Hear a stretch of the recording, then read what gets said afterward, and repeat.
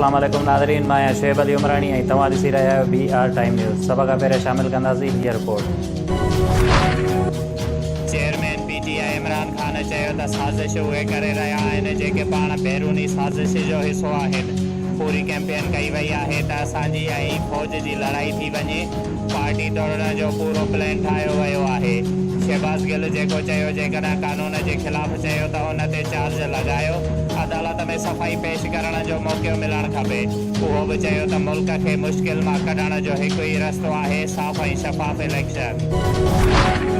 वफ़ाक़ी वज़ीर मरियम औरंगज़ेब चयो त इमरान साहब तव्हांजे चीफ ऑफ स्टाफ चैनल ते तव्हांजो लिखियल स्क्रिप्ट पढ़ियो।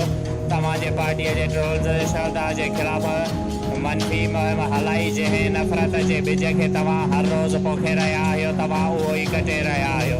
तव्हांजी सियासत फितना, नफ़रत ऐं फ़साद ते मबनी आहे। उहो बि चयो त समूरा हुकुम बनी ॻाल्हि खां अची रहिया आहिनि। अफ़वाज पाकिस्तान सां वेड़ तव्हां पाण शुरू कई आहे। हाणे पाण चई रहिया आहियो त इदारो मुदाख़लत करे ऐं जेकॾहिं इदारा न्यूट्रल रहिया त अवां उन्हनि खे जानवरनि सां तशबीह ॾियो था। इदारनि जे ख़िलाफ़ बयानबाज़ी ऐं इदारनि जे ख़िलाफ़ बग़ावत उकसाइण जे केस में गिरफ़्तार शहबाज़ गिल 2 ॾींहंनि जे जिस्मानी रिमांड ते पुलिस जे हवाले इस्लामाबाद जे शहरी खे जुमे ते ॿीहर अदालत जे साम्हूं पेश करण जो हुकुम।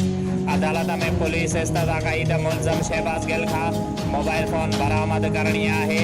मुलज़िम जंहिं कागज़ तां ॾिसी ॻाल्हाए रहियो हुयो उहो बि बरामद करणो आहे। प्रोग्राम कंहिंजे चवण ते थियो उन ते बि तफ़्तीश करणी आहे। PTI रहनुमा डॉक्टर शहबाज़ गिल अमरीकी ग्रीन कार्ड होल्डर आहे। अमरीकी ग्रीन कार्ड में शहबाज़ गिल जो नालो मोहम्मद एस शबीर दर्ज आहे। अमरीकी ग्रीन कार्ड मुताबिक़ हुन जी अमरीका में मुस्तक़िल सुकूनत 10 सालनि जे लाइ आहे, जेका 13 मार्च 2015 खां 13 मार्च 2025 ताईं आहे।